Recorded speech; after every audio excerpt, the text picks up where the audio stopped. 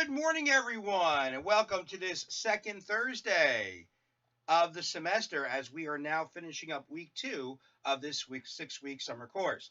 But before we go ahead and do that, I did want everyone to say hello to this is my daughter, Brittany. Say hi, Brittany.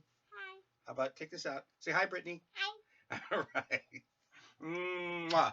Not going to daycare today, so I thought she'd join us here and say hello to everybody. Okay, go back in by mommy, baby. Go ahead as Daddy goes ahead and finishes. Well, anyway, so now we're going to go ahead and continue putting our speeches together. Now, let me just go over some of the things that we talked about. Number one, it's a 3 to 5 minute speech, an informative speech based on an international current event. Now, remember, that current event could be something that's an ongoing current event, like a disaster or some kind of legislation that was signed. I know some people have done speeches like where a country either now fully legalizes marijuana, or I know recently one particular country, I think in Africa on the continent, has now allowed or recognized homosexuality and has legalized it. Believe it or not, there are a lot of countries in this world that do not. It's illegal and to live in that country and be homosexual or lesbian. So I know a country recently just went ahead and did that. Or of course, what my personal recommendation is you just choose one of these great festivals or celebrations that happen in another country that doesn't happen here in America, or even if it does, if it's the same thing like a Christmas or a New Year's, but it's celebrated differently in another country, to go ahead and do your speech about that. That would be terrific. Now, as you can see from the sheets that I provided you, for example, one of the ways that you can go ahead and do this, these are called outline formats. Because as you can see, when you have your outline, and by the way, everyone has to submit a full content outline when you speak next week. What's going to happen is starting on Wednesday next week, everyone has to submit to me a full content outline and a video of your speech. All right. And I strongly recommend that you go ahead, get yourself a YouTube account. It's so easy, it's free. And what's more, you never ever have to worry about if the file's too big to email. All right. All you have to do is download it or upload it, to YouTube. You send me the link, boom, boom, and it's done. Even if you don't want it public, there are settings to where you can send it to me and I can see it, but nobody else can. Just make sure to read carefully, because sometimes students do that. They send me the link and I can't open it up because it's private. All right. Even if you just keep it as public, somebody besides me may see it in a 24-hour period. And then, of course, as soon as I grade your speech, you get the grade back. You can erase it completely forever. But the YouTube just is so much easier for you to create your own YouTube channel, which might not be a bad idea, as we heard if you read this morning's paper, or as I heard yesterday, Bergen Community College has announced that just about all of its classes for the fall will be fully online. So maybe creating that YouTube channel now might not be a bad idea in case you need it later. Or, of course, if you have a professor who's already schooled in Moodle, which I'm not, and I've had a difficult time with Moodle, so that's why we go ahead and do this with the email. So now, as you're building your full content outline, as you can see in the introduction, the first thing you have is an attention gainer. And this is something that you use to grab the audience's attention. And there are several different techniques that you could use. A big reason why I put some of those speeches, those samples, whether it's Ashley or Morel, have some really good attention gainers. Then you go ahead and preview your main points. You tell us what the speech is going to be about. Now, I've seen many professional speakers do this on a regular basis. Even if it's like an hour and a half long speech they're going to give, they go ahead and give you an idea of what the entire speech is going to be about at the beginning. Now, the outline formats. This is where the body of your speech is. Now, if you have a 3.5, 4-minute speech, about 2.5 minutes of your speech is going to be in the body. And you want to organize that. 2 main points, okay, maybe 3, but I would like you to stick with 2 main points. One of the best outline formats for this assignment is what we call the time arrangement or chronological format. And that's basically where your first main point, you give some background information on whatever it is that you're talking about, but then your second or last main point is the current event, because remember, it is an international current event. So let's say, for example, I've had many speeches where people talked about Oktoberfest. So after listening to my speech, my audience will know of the world's most famous festival, Oktoberfest, or it's the largest. I think. I think it's over 8 million people go to Oktoberfest every September and October. So your first main point, you may talk about how it all began. Going back to 1810, Prince Ludwig of Bavaria wanted to marry Prince Therese of Saxony, and he was so happy she said yes, he invited everybody. And the weddings, the reception, unlike when we go, say, to the what's the place in Garfield? Oh God, the big place everybody goes in Garfield on River Road there. You go to one of those places, you go for 4 hours for a wedding reception. Whereas this wedding reception lasted 2 weeks. And after it was finally done, the prince said, you know what, we're just going to do this every year. And thus was born Oktoberfest. And then your second or last main point, if say you have three, I'd like you to stick with two main points. But then your second main point, you talk about Oktoberfest today. You can either talk about the 2019 one, or you could talk about why officials have decided to cancel it this year, what are their reasons behind it, and that kind of thing. Another format is the topical format, where both your points tie into the current event. So let's say after listening to my speech, my audience will know of the recent celebration of Carnival in Rio. Boom. Okay. So your first main point, you can talk about, say, the traditional foods that are served or the traditional costumes that are worn during the 2020 Carnival in Rio. And then your second main point, you talk about the Samba Parade, the 2020 Samba Parade, which of course there are like 350 to 400,000 people estimated to dance in this parade. It's attended by like 2 million people.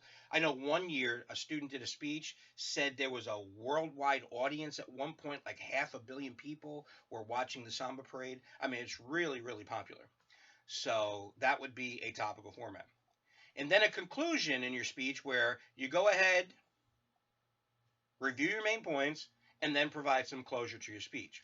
And again, I wanted to show you that this is not something, I'm making you do because it's an online class. This is something that's been done since I started teaching this class. That's why you look at Cecilia's speech, that goes all the way back to 2005. Okay, all the way up to Morel's speech that was this past spring in 2020. I mean, I actually have older ones. I have ones from the 90s, but I figured 2005 is good, especially because one of the reasons why I like to show you Cecilia's is Cecilia was about 28 years old from Poland, and she had just finished our American language program. This was going to be her first ever formal speech in English. So, of course, she was very, very nervous. So I said to her, why don't you do something, a speech topic that you have great knowledge of? And of course, she talks about this folk music festival in the city she grew up in, Zakopane in Poland, and she did a terrific job. Okay? Remember, those three sample speeches that you have, those three students scored well over a 90, or otherwise they wouldn't be sample outlines. And that's what Cecilia did, and she did a terrific job. Okay? Now, you have to have your three sources. This is where your information comes from. And what you have to make sure you do is to cite your sources both in the outline and verbally. Okay? Don't make this too difficult. All right? So let's say, so let me move, I'm doing a speech on Oktoberfest. So let me move on to my first main point, which is where it all began. According to GermanHistory.com, which I found on June 21st, in 1810, Prince Ludwig, boom. That's how you cite your sources. I also want you to make sure to look at Morel's speech and Ashley's, because they both excellently cite their sources in the speech. And of course, they both did it verbally very well also. So citing the sources is very important, but don't complicate it. Citing sources is not difficult, but it's something that you got to do. You got to tell us where you got the information from. All right. So there you go. Now, what's going to happen is that little rugrat that you saw at the beginning of the video, we're going to be taking her out for the day because she doesn't go to daycare today, but I will be checking my phone. So, a little sweating. Air conditioning does not get in this room. I don't know why. As long as I say okay when you send me your specific purpose statement. Now, remember, that's all I need by 8 o'clock tonight. I just need the sentence. And that statement has to be phrased correctly. As you see on the sheet that I sent you yesterday, after listening to my speech, my audience will know, or after listening to my speech, my audience will understand. Okay? Just send me the topic. As long as I respond okay or good or however I respond, then you can begin putting your speeches together. Now, let me just go ahead. I'm actually going to sit for a second. You know, I don't like to sit, but I want to sit just for this moment, and here's the reason why. As someone who I would consider myself a pretty good, knowledgeable person when it comes, maybe not an expert, but a pretty good, knowledgeable person when it comes to putting speeches together and delivering speeches. I deliver speeches every year at numerous occasions. Okay, conferences, committee meetings. As one of the members of the leadership of the faculty association, the union, we have 300 members, so I sometimes give a speech in front of them. I will take time to prepare those speeches. If this was a fall or spring semester, after the first day that we started beginning to talk about speeches, some of you would have like 2 or 3 weeks to prepare.